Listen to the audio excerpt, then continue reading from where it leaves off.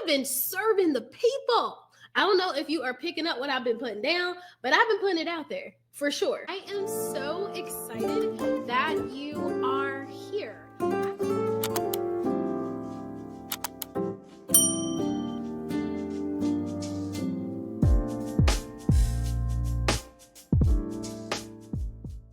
Hey, gorgeous. Welcome back to the community. I am super excited that you are here. It is January, like the 22nd. So we're halfway through the month and it's Wisdom Wednesday. And I've been thinking about all of the things we've already accomplished this year. I came out the gate strong AF. I cannot lie. Like, we started out with the vision board workshop and I talked about the importance of crafting your vision for the year. Who are you? Who do you want to become? What kind of life do you desire? We talked about systems and how you can have the perfectly aesthetic goal. If you don't have the systems to back it up, it's not going to work. And then we talked about fear of failure, of rejection, fear of change, all of these things. Like, y'all, I have been serving the people. I don't know if you are picking up what I've been putting down, but I've been putting it out there for sure. And I felt really good about all of this stuff. But then last week, I had a call with a one-on-one client, and what she said to me made me like, I was talking to her, we're talking about her goals, and then she says, Coach K, I feel like I'm already behind. And I'm like, what? And she's like, I just feel like I should have started on January 1st. I should be further along. Like, things just aren't panning out. I'm not making enough progress. And I was like, wait a minute. Like, if that is a seed that I planted in you, I am so sorry. That was not my intent. I just wanted to fire you up. So I say that to you watching.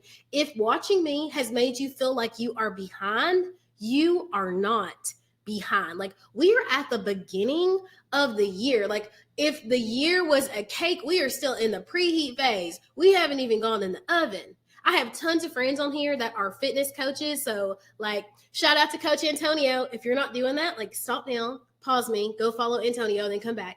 If I was running a 12-mile race, right, he would not tell me in the first 1 to 3 miles to take off out the gate running as fast as I possibly can. He would tell me to pace myself, to catch a rhythm, to steady my breathing, to come up with a strategy, to envision the finish line, like all of the things that make sure that you can endure the task.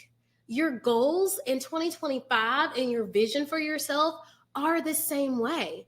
It's okay if you're kind of still mapping out exactly what you want, exactly who you want to be, exactly what the strategy is. It's okay if you're doing some trial and error things. It's okay if you're not hitting the mark every single day consecutively.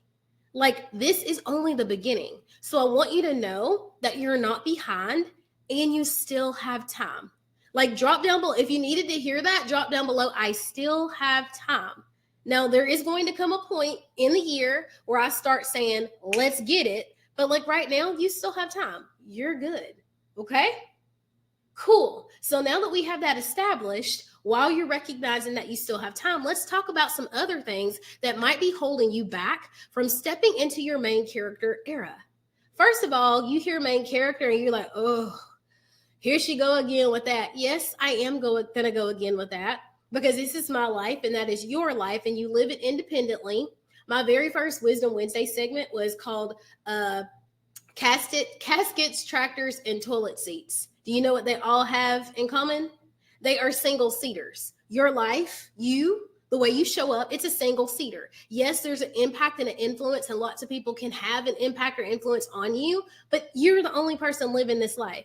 So why are you making so many of your decisions and living so small because of everybody else? That does not make sense. So really briefly, grab a pen, tag a friend. We're going to talk about these 3 things so that you can get on your ish and have the best year you've ever had. Okay? The first thing is people pleasing. And I know I say that a lot, and that's because I am a premium overcomer of people pleasing. And I know lots of people be like, I don't please people. But if you're a person who struggles with saying no, if you're that person that's like, I am so exhausted, I cannot wait to get off work today, I'm going home, and then your coworker comes by and is like, you think you could work a little bit over for me? I'm trying to go to my wife's blah, blah, blah, blah, blah. And you're like, okay, people pleaser. If you're afraid to make any sort of change or deviate from the expectation of what people have around you, people pleaser. Why are you doing that? Like, When you commit to making everyone happy, there is a guarantee that one person is not going to be happy, and that one person is typically you. So let's commit right now to overcoming people pleasing, to really committing to considering our own needs and setting some healthy boundaries around that this year. I'm talking to you. Like, let's commit to being okay with other people not being okay. Got it? Cool. The second thing is that people, I don't know why I said it like that. People are waiting for permission. They're waiting for permission. Like, they want somebody to be like, go ahead, chase your dream. Go ahead, change your major. Go ahead, apply for a new job. Go ahead. Like, nobody is going to do that. Nobody's going to roll out the red carpet for you and be like, here you go, shine. The only person doing that is me, Coach K, because I decided that I was doing that. But for the most part, you just have to decide who you're going to become, and you start showing up as her. It's not easy, it's not simple, but that is the way that it is. Nobody's going to give you permission, and most of the time, people aren't going to validate you. Because when you're learning to do new things, you kind of stumble through it and you're not the greatest at it. And people are just kind of like, oh, when is this phase going to be over? Never. I'm just going to get better. The only way to get competent or confident at something is to keep trying it. And so I'll be honest with you. We are all really, really bad at stuff when we first get started. Most of the time, people don't come out of the gate like Tiger Woods, okay?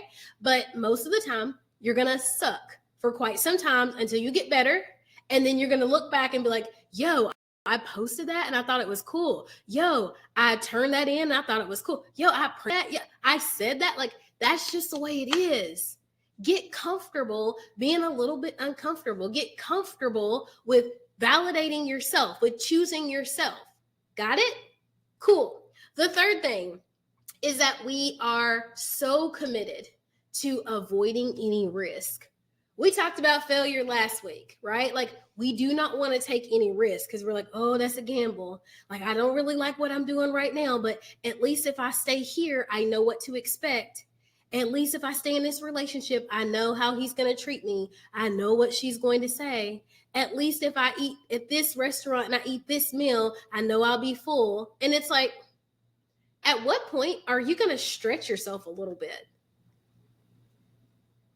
I'm concerned because we are not here. Y'all, I said it last week. We are not here to just pay bills and die. Take a risk, book the trip, go for the date, write the book, whatever it is, get busy. Get busy. Stop standing there. Stop living life on repeat. You get to swap it up. Even if, y'all, you just change the route home or the route to work, shake it up. Stop living life on Groundhog Day, okay?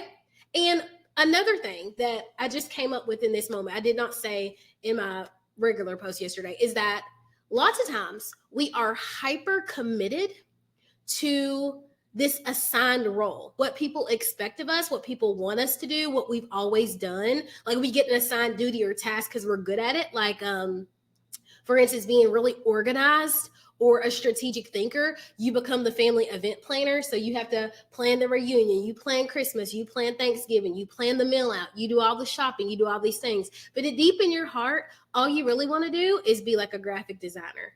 All you really want to do is paint art. All you really want to do is something that is so simplistic and completely different and out of the box than what everybody else expects. But you are terrified to do that because, oh my gosh, what if your family knew that you absolutely despise doing the thing that they love for you to do? I promise you they will get over it. It's going to be rough for a moment. Been there, done that, got the t-shirt. But I promise you they get over it, okay? So those are just a couple of things that are standing in the way of you becoming the main character of your life. But you get to choose. Yesterday I posted, what did I say? It went really, I did not expect it to have that big of an what is it called? A reach. I said that you are under no obligation. So I said, you are under no obligation to continue being the person that you've always been. There's no contract. Like, you just decided that this is who you were going to be based on old stories, based on habits, based on history. Is stopping you from changing except for you, except for fear, except for things that you are in control of. And I've told you time and time again, when you own that you are the problem, you embrace the power, you harness it of being the solution.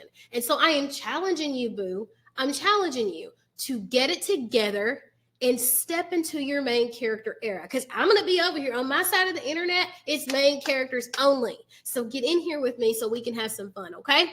Cool. If you loved this video and you want to come and kick it with me, I would love for you to join me in the green room. We've got so much stuff coming up in February. We're doing something special for the gals and galentines, and I would love for you to be a part of that. You can join the green room for $77 a month. You're going to get whatever workshop, masterclass, challenge, whatever I'm doing that month. You're going to get that included in the price, or you can buy it separately. It's on you. I'll drop the link for the green room there. We got sisterhood. It is you on your own schedule. It's live Q&As. It's exclusive content. It's truly helping a woman to gather her bearings, master her emotions, strengthen her boundaries, start to own her power. So when she walks in the room, you have that, who is that girl energy, right? Like, who doesn't want that? I am here serving it to you, and I cannot wait to pour into you. I love you so very much, and we will chat in the next one.